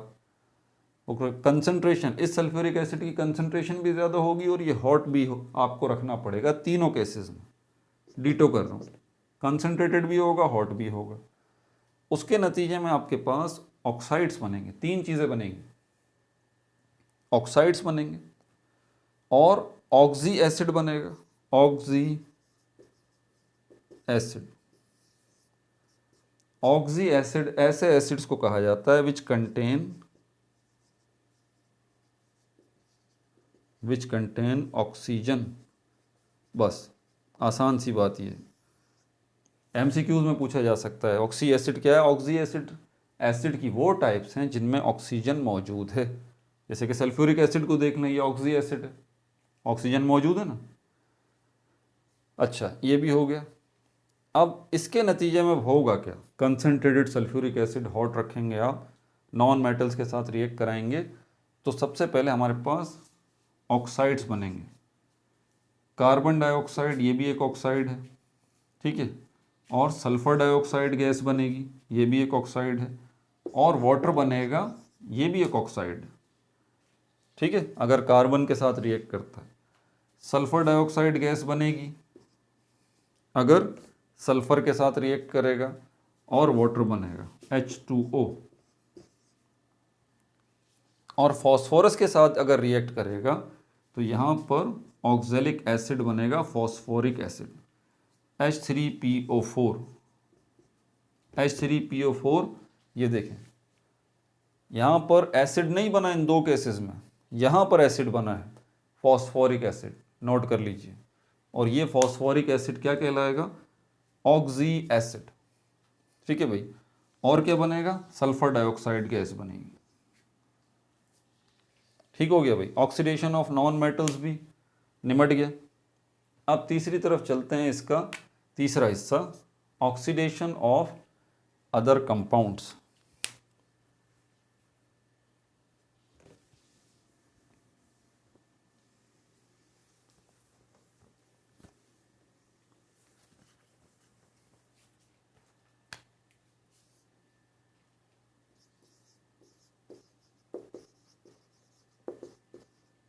ऑक्सीडेशन ऑफ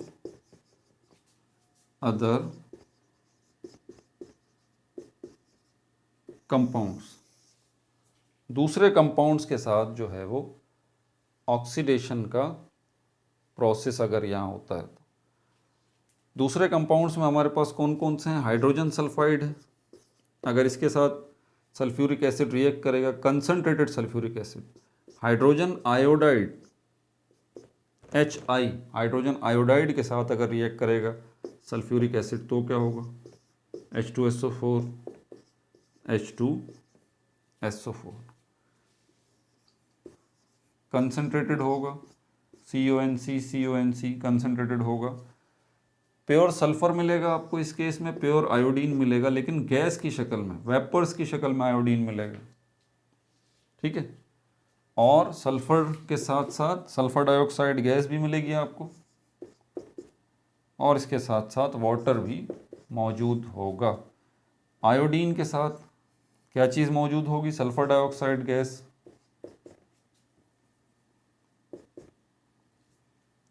और वाटर। ठीक है भाई। अदर कंपाउंड्स में हमारे पास ये दो ही केसेस हैं आपकी बुक के मुताबिक, हाइड्रोजन सल्फाइड और हाइड्रोजन आयोडाइड। और देख लेता हूँ, और तो कोई नहीं है।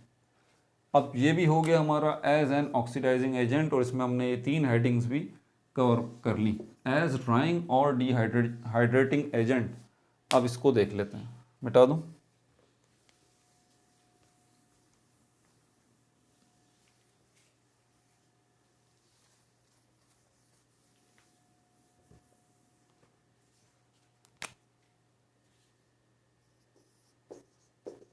एज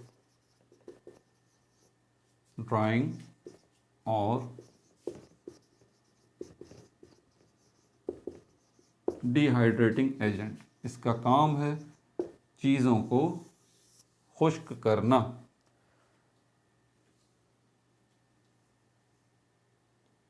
इसको 2 हिस्सों में डिवाइड कर लेते हैं, इजी हो जाएगा।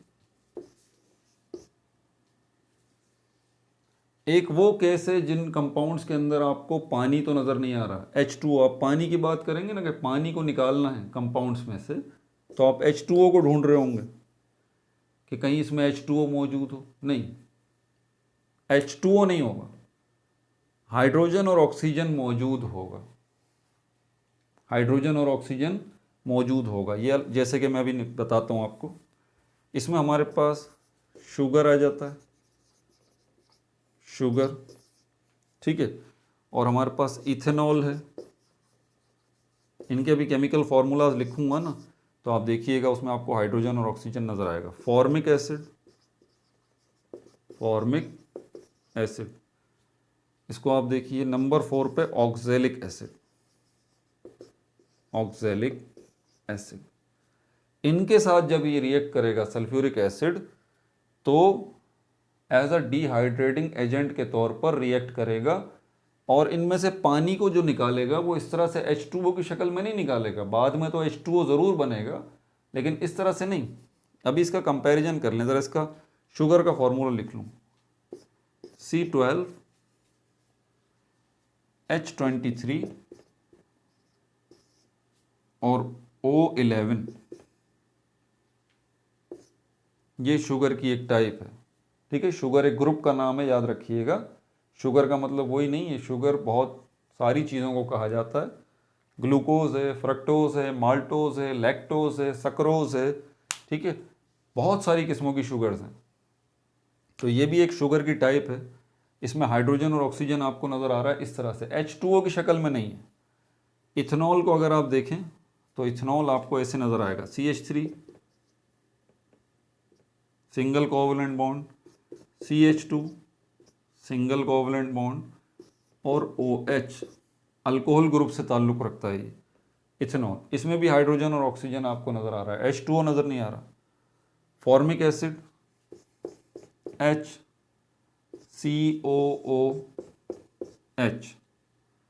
और ऑक्जेलिक एसिड COOH और कार्बन के साथ यहाँ पे सिंगल कोवलेंट बॉन्ड है, फिर दोबारा COOH है। ये ऑक्जेलिक एसिड का फॉर्मूला है। किसी में भी आपको H2O नज़र नहीं आ रहा है। जब H2O नज़र नहीं आ रहा तो ये डिहाइड्रेटिंग एजेंट के तौर पर जो सल्फ्यूरिक एसिड काम कर रहा है वो कहाँ काम करेगा भाई, नज़र तो नहीं आ रहा। अब एक और चीज़ दिखाता हूँ मैं आपको। ये दूसरी जो कैटेगरी है जिसमें कॉपर सल्फेट डिकाहाइड्रेट है, इसको हम बोलते हैं कॉपर सल्फेट पेंटाहाइड्रेट .H2O। अब नजर आया इसमें वाज़े तौर पे आपको H2O का मॉलिक्यूल, इसका नाम है कॉपर सल्फेट पेंटा। पेंटा मतलब 5, हाइड्रेट, हाइड्रेट हाइड्रा से निकला है मतलब वाटर, तो 5 पानी के मॉलिक्यूल इसके साथ, कॉपर सल्फेट पेंटाहाइड्रेट, 5 जो है वो पानी के मॉलिक्यूल्स इसके साथ हैं।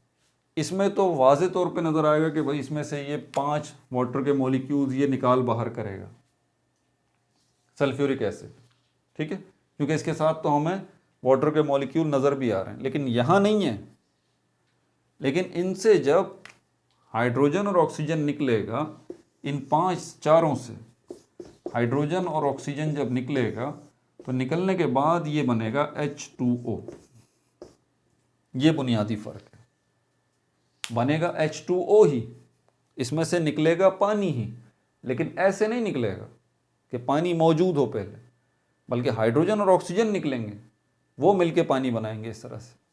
इसमें डायरेक्टली आपको वाटर नज़र आ रहा है, ये वाटर ऑफ क्रिस्टलाइजेशन कहलाता है। इसके ऊपर मैं वीडियो बना चुका हूँ, यूट्यूब सर्च बार पे लिखिए वाटर ऑफ क्रिस्टलाइजेशन बाय रटना नहीं समझना है, वीडियो आ जाएगी, तफसील से इस पर बात की। बहरहाल ये सल्फ्यूरिक एसिड डिहाइड्रेटिंग एजेंट का किरदार अदा कर रहा है। अब इनकी इक्वेशंस देख लेते हैं, ठीक है। अब ये बार बार मुझे फॉर्मूले लिखने पड़ेंगे, इसलिए फार्मूलाज को वैसे ही छोड़ देते हैं, टाइम बचेगा।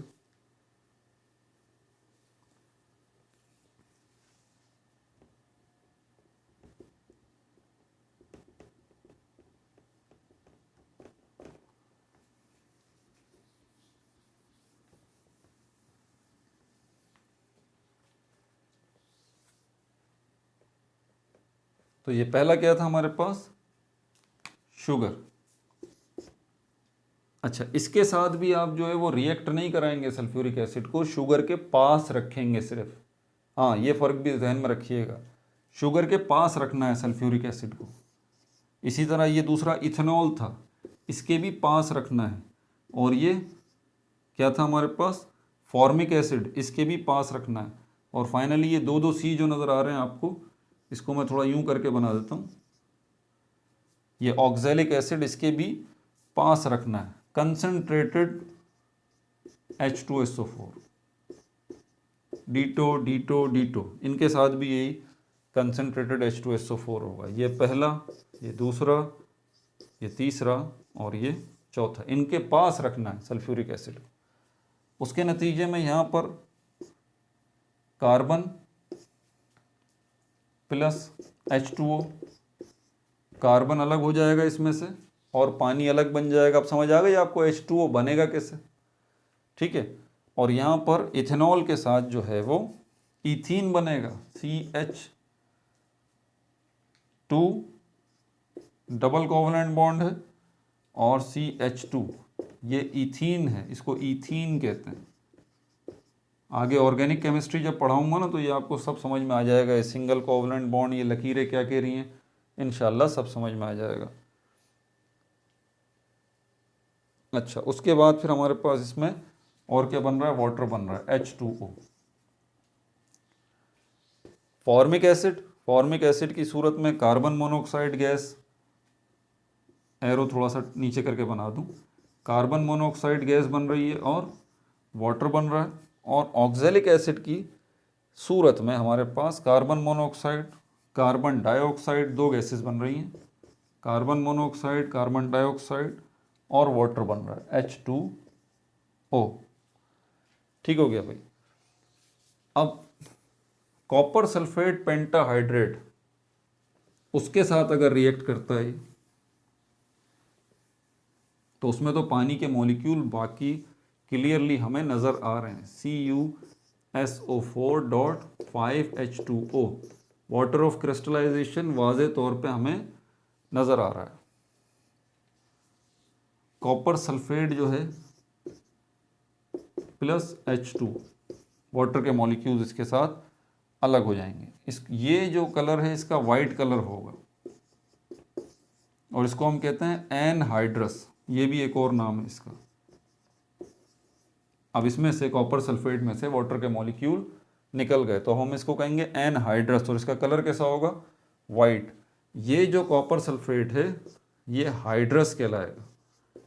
अगर आप साइंटिफिक स्टोर पे जाते हैं, आप बोलते हैं भाई कॉपर सल्फेट दे दो, तो वो आपसे पूछेगा भाई कौन सा कॉपर सल्फेट चाहिए, एनहाइड्रस चाहिए या हाइड्रस चाहिए। ठीक है भाई, तो ये केमिकल प्रॉपर्टीज इसकी निमट गई।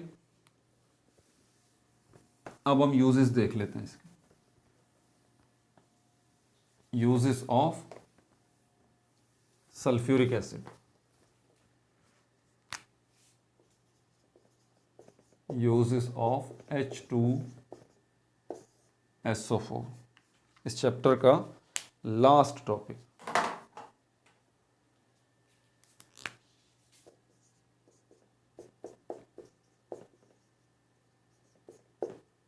इंडस्ट्रीज़ में बहुत ज़्यादा इस्तेमाल होता है, मोस्ट इम्पोर्टेंट केमिकल है, मोस्ट इम्पोर्टेंट केमिकल है। किस पॉइंट ऑफ व्यू से, हर इंडस्ट्री में जो है वो इसका इस्तेमाल किया जाता है। पेपर इंडस्ट्री है, कॉटन इंडस्ट्री है, ठीक है, फिल्म इंडस्ट्री के अलावा भाई वो भी एक इंडस्ट्री है। ठीक है, तकरीबन हर इंडस्ट्री में जो है वो सल्फ्यूरिक एसिड का इस्तेमाल किया जाता है। अब कॉमन सेंस ये है कि जिस मुल्क के अंदर जितनी ज़्यादा इंडस्ट्रीज़ होंगी उतना ही वो मुल्क ज़्यादा प्रोडक्ट बना रहा है। जापान को ले लें, चाइना को ले लें, बहुत सारी इंडस्ट्रीज़ हैं, इंडस्ट्रीज़ हैं, दुनिया भर में उनकी प्रोडक्ट्स जाती हैं, अपने मुल्क को भी बेचते हैं और दुनिया भर में भी चाइना की प्रोडक्ट्स जाती हैं। तो इंडस्ट्रियल कंट्री है चाइना, बहुत ज़्यादा वहाँ पर इंडस्ट्रीज़ हैं। तो इंडस्ट्रीज़ अगर इतनी ज़्यादा हैं तो इसको हम कहते हैं, ये H2SO4 को, H2SO4 इज़ आ बैरोमीटर, यानी कि एक ऐसी डिवाइस के तौर पर इस्तेमाल होता है जिससे प्रोग्रेस, किसी भी कंट्री की प्रोग्रेस को आप मेजर कर सकते हैं। आपने क्या करना है, सालाना खपत देखनी है कि किसी मुल्क में सालाना कितना H2SO4 इस्तेमाल हो रहा है। अब लोग खाने में तो H2SO4 को इस्तेमाल करेंगे नहीं, इंडस्ट्रियल के लेवल पे होगा। जितनी ज़्यादा इंडस्ट्रीज़ होंगी उतनी ज़्यादा मतलब प्रोडक्ट्स बन रही हैं, मतलब उतना ही ज़्यादा H2SO4 का यूज़ किया जा रहा है। समझ आ रही है बात आपको? तो इसका मतलब वो जो है वो कंट्री बहुत ज़्यादा तरक्की कर रही है। चाइना को देख लीजिए, एनुअल कंजम्पशन उसकी, सालाना खपत उसकी H2SO4 की बहुत ज़्यादा है। तो सिर्फ आपको अगर कंट्रीज़ का यही पता लग जाए, MCQs में ये पूछा जाता है, which chemical is called the barometer to measure the prosperity of the nations और कंट्रीज, H2SO4। ठीक है भाई, क्योंकि किसी भी इंडस्ट्री में इसके बगैर गुजारा होता ही नहीं है। फर्टिलाइजर्स, खाद बनाने में, फर्टिलाइजर्स मतलब खाद जो फसलों को दी जाती है, खाद, इसको बनाने में H2SO4 का बहुत बड़ा किरदार है।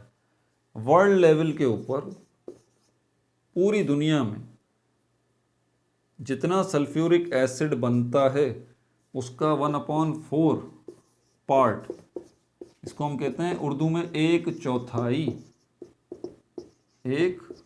चौथाई हिस्सा, मतलब जितना सल्फ्यूरिक एसिड प्रोड्यूस हो रहा है पूरी दुनिया में, ठीक है, उस सल्फ्यूरिक एसिड के 4 हिस्से कर लीजिए। अब कितना भी टनों के हिसाब से सल्फ्यूरिक एसिड बन रहा है पूरी दुनिया में, उसके 4 हिस्से कर लीजिए पूरी दुनिया में, याद रहे। उसका एक हिस्सा जो है वो सिर्फ फर्टिलाइज़र की तैयारी में खर्च होता है।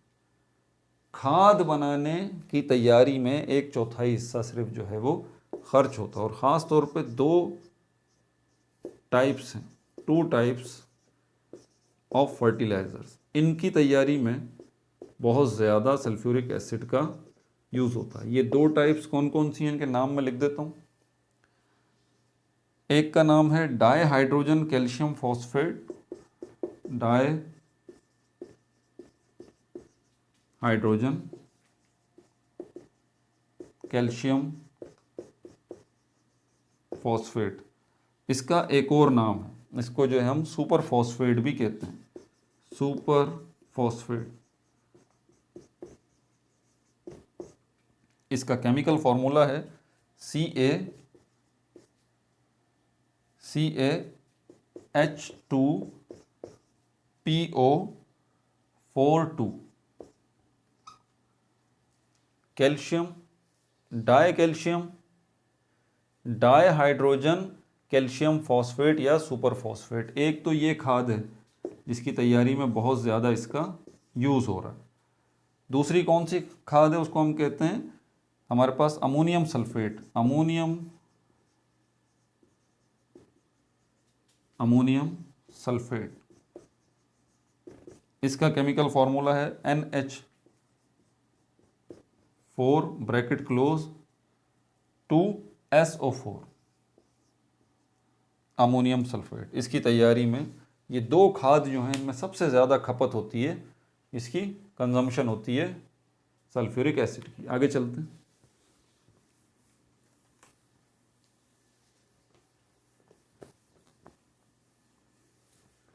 कुछ और चीज़ों की तैयारी में भी सल्फ्यूरिक एसिड का बहुत ज़्यादा इस्तेमाल होता है, जैसे कि कौन सा पॉइंट था, चौथा था शायद, रेयॉन RAYON, रेयॉन की तैयारी में, पेपर कागज़ की तैयारी में, और जो है वो प्लास्टिक्स की तैयारी में, और डिटर्जेंट्स की तैयारी में सल्फ्यूरिक एसिड का बहुत ज़्यादा इस्तेमाल किया जाता है। रेयॉन क्या है, ये फाइबर है। रेयॉन क्या है, ये फाइबर है, टेक्सटाइल फाइबर, टेक्सटाइल फाइबर।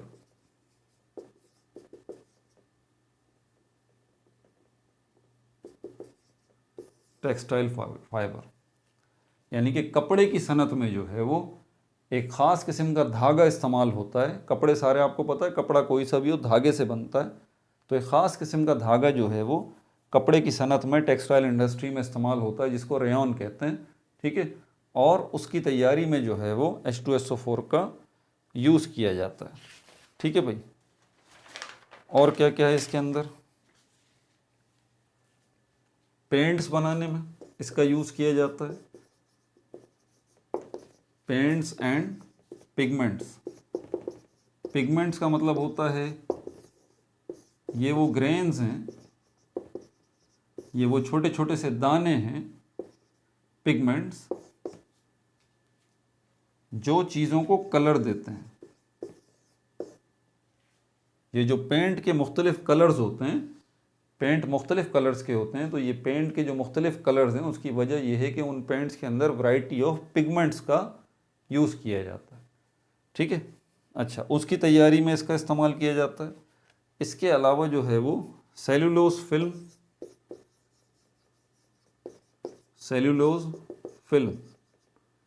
ठीक है, सेलुलोज फिल्म और मैन मेड फैब्रिक।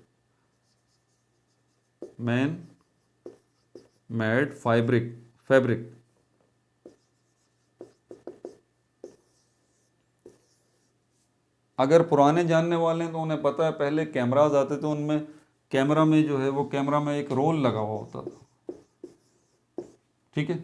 इसका कलर कोई डार्क ब्राउन कलर का होता था, डार्क ब्राउन।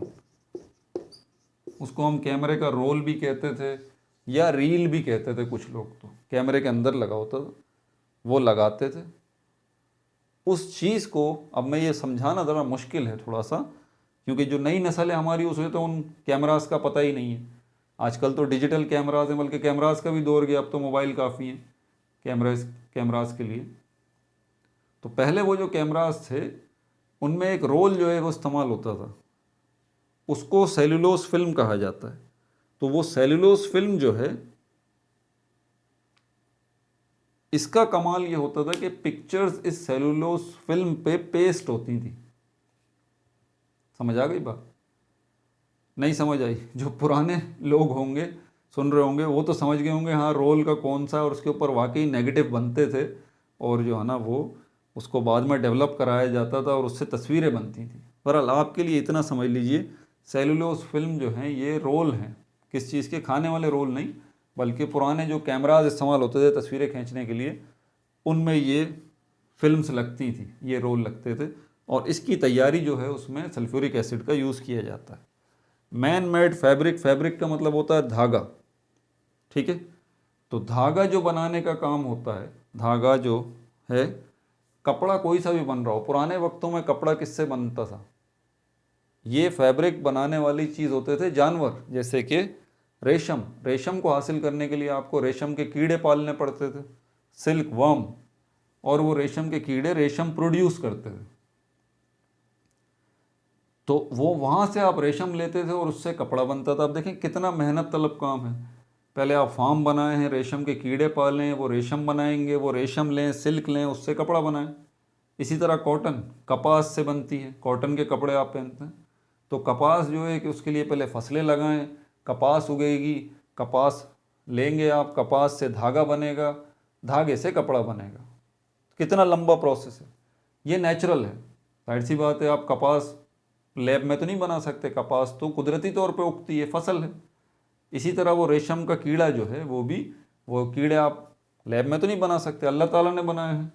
तो वो जो जिनसे धागा मिल रहा है, रेशम के कीड़े से जो रेशम मिल रहा है उससे धागा बन रहा है, और कपास से जो धागा बन रहा है उससे कपड़ा बनता था। अब ये धागा चाहिए आपको, ये फैब्रिक चाहिए, ये अब आप लैब में बना रहे हैं। हमारे जो कपड़े हैं, ये कपड़ा है, इसमें जो धागा इस्तेमाल किया गया है वो नेचुरल नहीं है।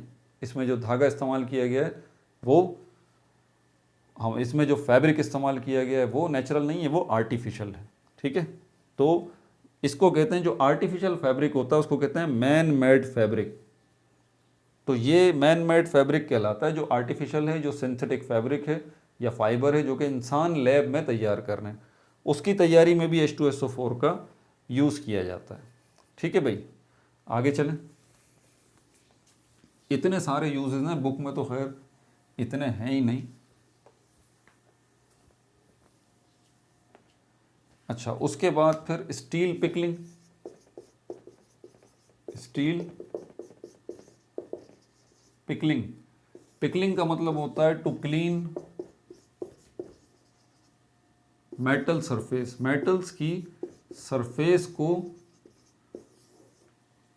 शाइनी बनाना चाहते हैं आप, साफ़ सुथरा करना चाहते हैं कि वो ज़बरदस्त किस्म की साफ़ सुथरी हो जाए, तो इस प्रोसेस को कहा जाता है स्टील पिकलिंग। अगर आप कह रहे हैं मैं स्टील पिकलिंग कर रहा हूँ, मतलब आप स्टील की सरफेस को साफ़ कर रहे हैं, ठीक है। किसकी मदद से हो रहा है ये काम? ये जो है वो सल्फ्यूरिक एसिड की मदद से हो रहा है। डिहाइड्रेटिंग एजेंट को हम तफसील से डिस्कस कर चुके हैं, डिहाइड्रेटिंग एजेंट के तौर पर इसका यूज़ हो रहा है, ठीक है। पॉइंट भी भूल गया मैं कौन कौन से पॉइंट थे, ठीक है। डिहाइड्रेटिंग या ड्राइंग रिएक्शंस के तौर पे इस्तेमाल हो रहा है इसका, ऑक्सीडाइजिंग एजेंट के तौर पे इस्तेमाल हो रहा है। मोटर बैटरीज़, मोटर बैटरीज़, आपकी बाइक में जो बैटरी लगी हुई है या आपकी कार में जो बैटरी लगी हुई है, उसके अंदर भी जो एसिड है वो असल में कौन सा है? H2SO4 ही होता है, ठीक है। इसके अलावा लेड एक्यूमुलेटर, इनको कहा जाता है lead accumulator. Lead accumulators, lead accumulators असल में बैटरी ही होती है। हमारे घरों में जो मौजूद हैं ना बैटरियाँ, वो लेड एक्यूमुलेटर हैं बेसिकली, ठीक है। क्यों? क्योंकि हम उनको दोबारा चार्ज कर सकते हैं। कुछ बैटरीज ऐसी होती हैं जिनको दोबारा आप चार्ज नहीं कर सकते, जैसे कि सेल, कैलकुलेटर्स में जो सेल लगे हुए होते हैं, घड़ियों में छोटे छोटे सेल लगे हुए होते हैं, ठीक है, या आपकी वॉल क्लॉक में जो सेल लगा हुआ है, आप उसको दोबारा चार्ज नहीं कर सकते। आप उसको बैटरी तो कह सकते हैं, लेकिन लेड एक्यूमुलेटर नहीं कह सकते। हकीकतन जो बड़ी बड़ी बैटरियाँ हैं ना, वो असल में लेड एक्यूमुलेटर कहलाते हैं। तो उसके अंदर भी एसिड होता है। तो मोटर बैटरीज या लेड एक्यूमुलेटर, फिलहाल आप इसको सेम समझिए, इसमें भी सल्फ्यूरिक एसिड का इस्तेमाल हो रहा है। इसके अलावा रिफाइनिंग ऑफ मेटल्स, मेटल्स की सफाई के लिए, ठीक है, इलेक्ट्रोलाइसिस का प्रोसेस होता है।